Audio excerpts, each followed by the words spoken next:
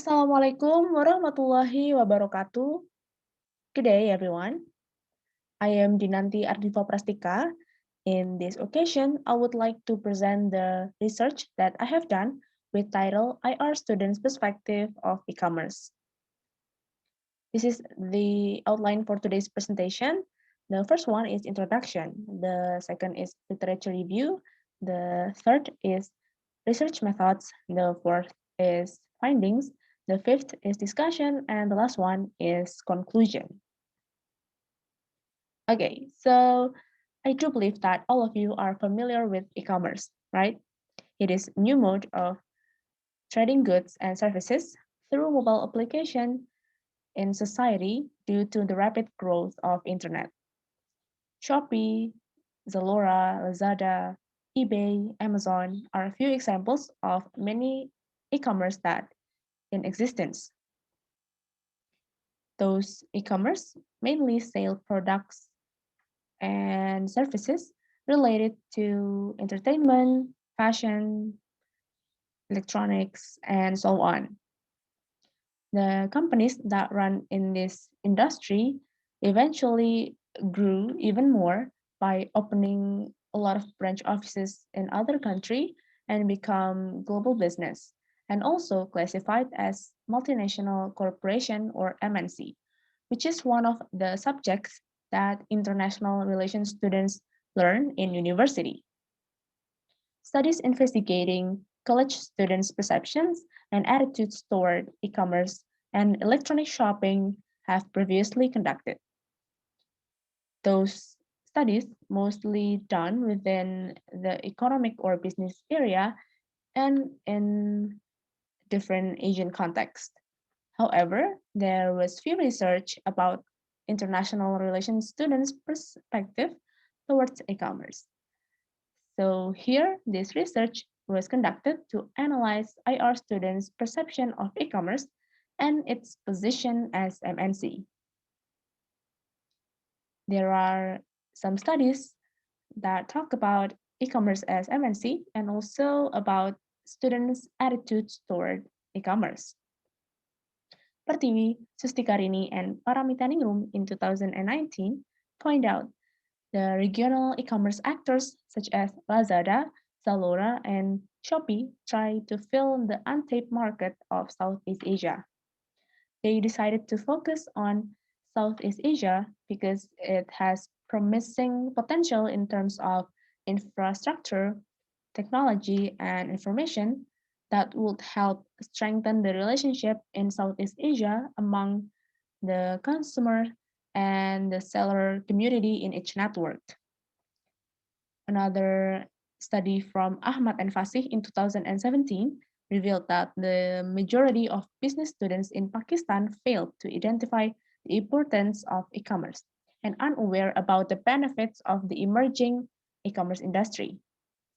This result indicate that the student did not give a lot of attention to e-commerce, whereas it is an industry with billions worth, and it is important to analyze the business strategy from e-commerce. This is the research methods. This study used qualitative method to disclose the details of the participants' viewpoint toward e-commerce. The participants are international relations students from one of the private university in Yogyakarta, and they have ever been shopping through e-commerce. The researcher conducted semi-structured interview format. The interview specifically questioned the participants' perspective of e-commerce and their view on it as part of MNC. The questions were arranged in an interview protocol so that the researcher can use it as guideline for doing the interview. And due to the pandemic, the interviews was conducted via online meeting platform and also WhatsApp chat. All the interviews were done with participants' approval and was later transcribed. And this is the findings from this study. The first point is students' perception of e-commerce. The participants have similar perspective in defining e-commerce, which is a place for online shopping.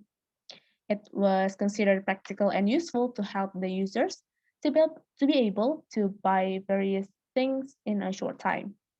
However, the participants point out some disadvantages from e-commerce, whether about the quality of the products or the services.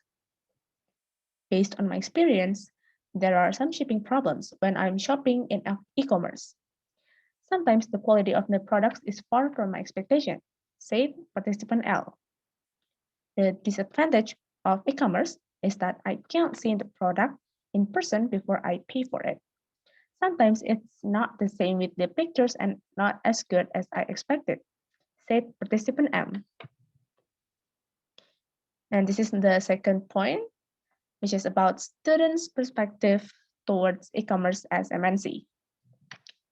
The participants agree that e-commerce is part of MNC since it is a global business that consists one holding company in one host country and have a lot of branch offices in another country. It is one of the requirements that a company must fulfill to be classified as MNC. E-commerce was considered to be able to contribute in helping sellers' business by making various offers that increase the consumer interest in shopping. And e-commerce also considered beneficial for the country's economy. E-commerce companies have responsibility to ensure that there is no fraud in the transaction process and all the informations of the users must be protected. As part of MNC, every e-commerce must be ready for the challenges in the future, such as creating new innovations to survive in the midst of the competitive um, competition between themselves and in order to gaining more profits and attract more people to shopping online through e-commerce application. The participants also gave several predictions about the development of e-commerce in global business. The advanced system in e-commerce certainly increased people's interest, and I think e-commerce will rapidly develop in global business. By utilizing live chat features, e-commerce can be more connected with customers and increase the numbers of sales, said participant A.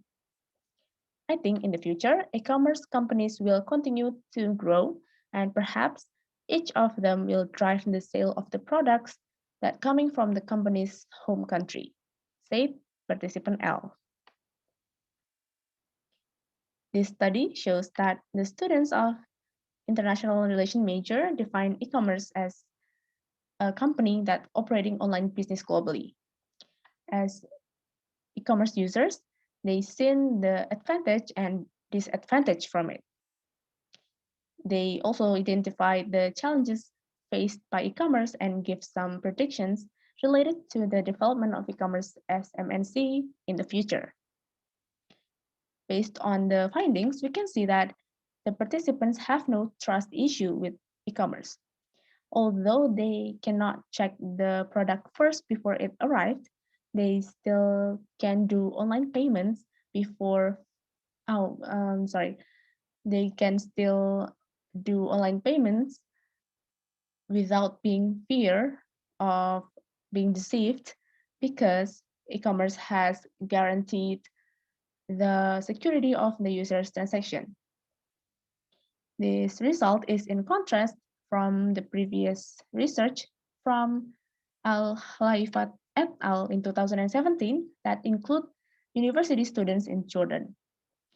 E-commerce is a new culture for Jordanians, and they are not accustomed yet to buy and sell for gadgets, even when they have access to internet and they know a great deal about e-commerce. And this is the conclusion. The findings suggest that along with the increasing of internet using, the participants were also accustomed to do online things, including shopping through e-commerce. They use e-commerce applications since it can help them to fulfilling their needs in easier way. Further, the recognition of e-commerce as part of MNC was an indication that e-commerce has conducted business activities widely and globally. This study shows that e-commerce as MNC is considered to have a role in accommodating sellers to gaining more consumer and also providing benefits for the countries that are involved in the business process. This means that the revenue earned from trading in e-commerce not only profitable for the company but also for the other parties involved. As part of global business, e-commerce should be ready to benefit others through such activities such as corporate social responsibility. Based on the findings in this study, e-commerce is recommended to improve their performance in terms of service that seen by the participants as something that should be fixed. This needs to be done so that the business activities in e-commerce can run better. And for the future research, quantitative method and survey method should be adopted to accommodate more diverse data. This is the end from my presentation. Thank you very much for your attention and see you. Assalamualaikum warahmatullahi wabarakatuh.